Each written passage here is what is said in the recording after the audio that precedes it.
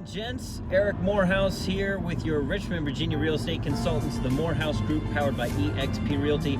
I am on the road in between meetings and wanted to bring a super important Agent 101 topic for you folks, and it is, when is a lead dead?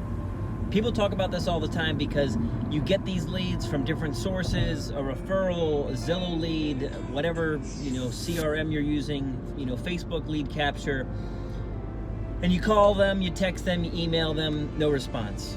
Or you call them and they say, no, we're not looking. Or, we'll call you when we need you. When do you stop? When is that lead not something that you dig into? Now, people will kind of base this idea on numbers. They'll just say, you need to contact them 12 times over 3 months or something.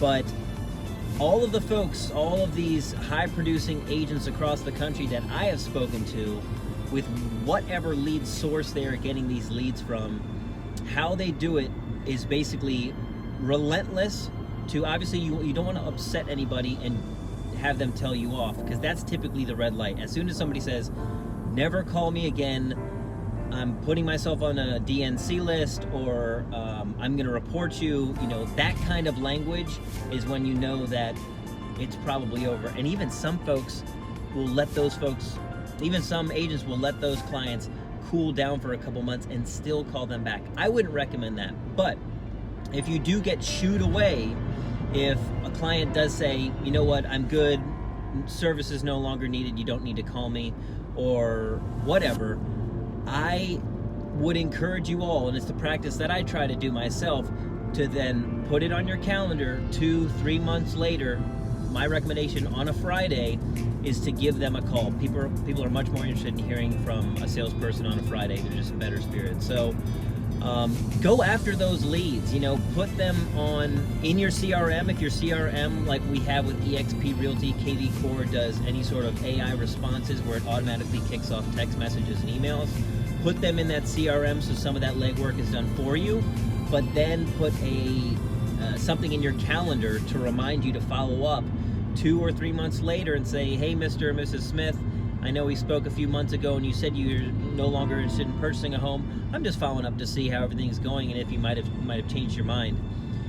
So go after it. That's a big thing with the real estate lead generation, and more accurately, commitment to conversion is staying with them, being the person who goes the distance. Because in the very beginning, if you're sourcing these leads from places and you are not the exclusive agent to get them, you are one of many agents calling them.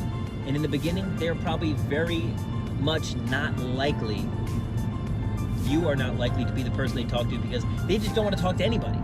They put their information in some sort of thing saying they've got a question about a property. All of a sudden 12 agents call them and they're like, oh my gosh, I don't like this at all. But if you're the one agent that just does a kind, maybe passive check-in over a month, over 2 months, over 3 months, you will be the person who's able to close or convert that client and hopefully close the deal. So be consistent, follow up until they say, stay away from me.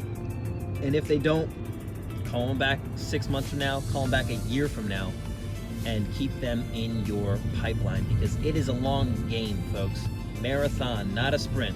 Any other questions you'd like for me to cover in this video series, put them in the comments below, and you have a wonderful week. Get out there and sell some homes.